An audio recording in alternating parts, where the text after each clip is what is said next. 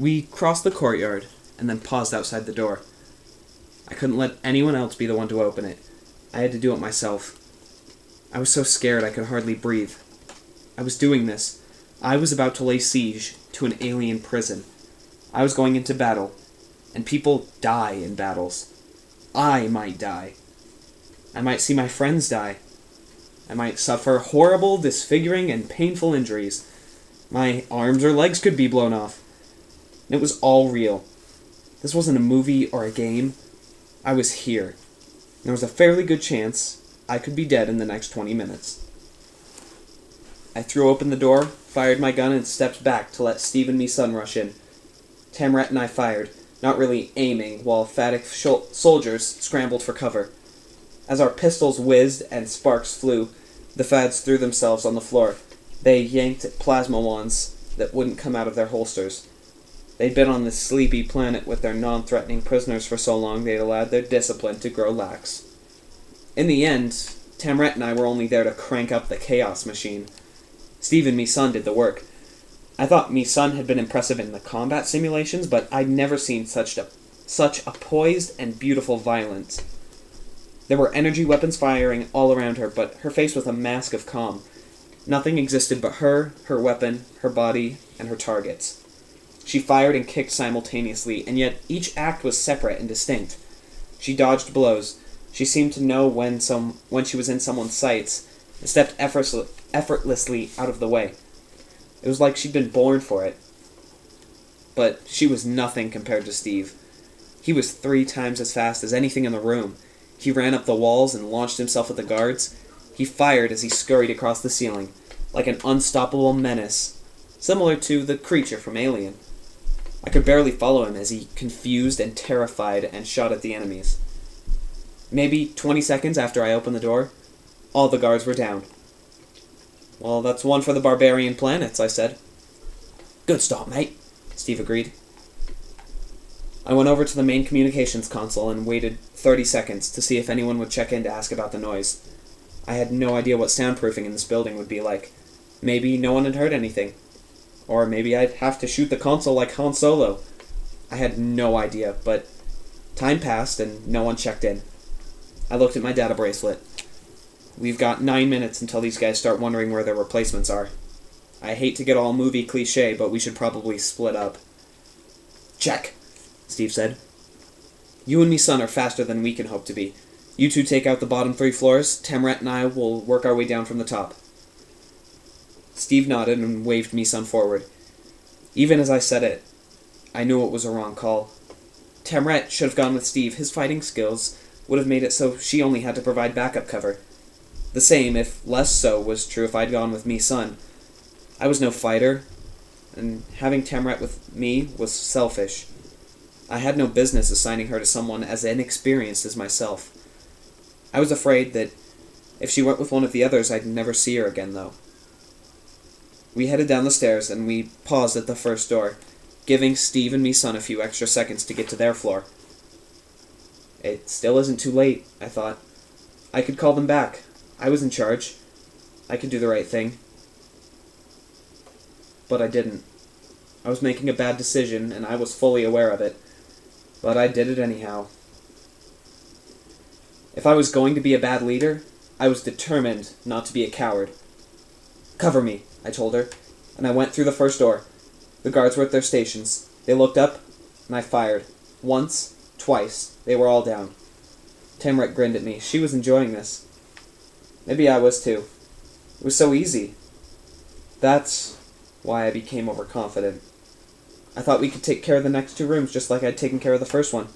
2 shots, bad guys down. Tamret doesn't even need to fire a weapon. That was how it was going to be. We went down to the next floor to take out the next set of fads. I opened the door and fired at the guard. 1 guard. He went down, he was out, but he was alone. I scanned the room looking for the other fad, afraid he might be hiding and would pop out and fire at me. Not on non-lethal. I'd feel a bolt of energy and I'd be dead. Maybe if I hadn't been so preoccupied with the details, I would have been thinking about Tamret, worrying about her safety. When I was sure there was no one else in the room, I turned around and saw him behind Tamret. I had no idea why he'd been out of his post when he came in.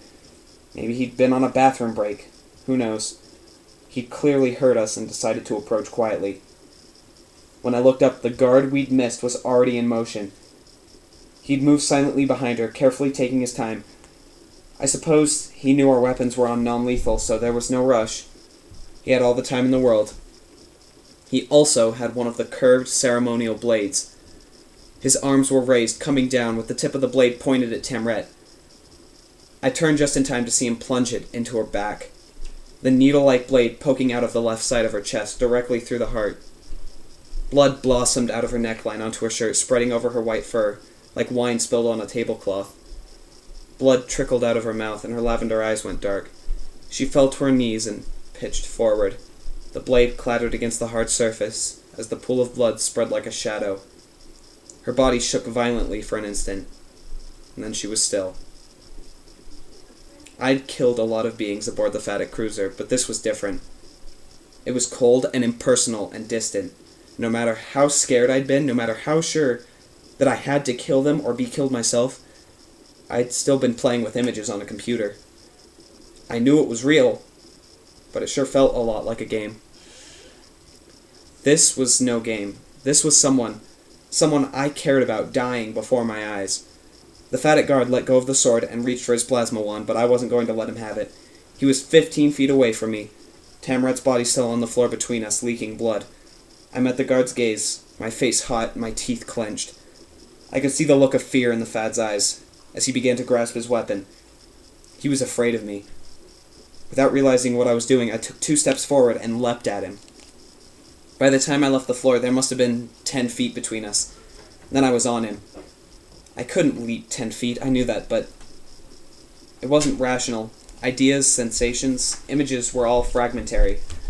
I was flying through the air and coming down on him. He fell hard, his head hitting the concrete surface. His eyes rolled back. He was just as unconscious. I can't say it made me happy, though. I was never going to be happy again. There was something to savor in my victory. But it wasn't enough. I raised my pistol, ready to bring it down to crush his stupid, Faddock face. I knew I should stop. He was no longer a threat, but somewhere in the back of my head, I decided that it was too late for that. He'd killed Tamret. There had to be justice. I sucked in air, stretching out my arm and prepared to take my revenge. Then I stopped. I was full of rage beyond anything I'd ever known. I didn't want to let go of that anger because I knew if I did, I would have to face the fact that Tamret was gone. I wasn't ready for that. I'd never be ready for that, but I wasn't a murderer. The Fads were harmless now, and I couldn't strike again. I remained there for several seconds, my pistol still raised, unable or unwilling to move. Then I heard a voice. "Zeke," she said. "Help me." I was off the guard in an instant. I fired a quick shot to make sure he didn't get up, and then I was kneeling at Tamret's side. There was blood everywhere. My knees rested in a pool of it. Her shirt was soaked through, and her fur up to her neck was so bright red and horribly damp. I hated to see her like this, dying, her life leaking out of her, but I couldn't look away. "I'm here," I told her, dropping the pistol to take her hand. "I'm right here." "Don't kill him," she groaned, her voice raspy and weak. "It's not who you are." I tried to swallow. My throat closed up on me. "Tamret," I managed, but I couldn't say anything else. "It's not as bad as it looks," she said, gasping. "I need you to pull it out." She squeezed her eyes shut and then opened them again. "It hurts so much." I would have done anything to save her. If getting her back to the station in time were a possibility, I would have turned around right then. Rescuing my father could wait.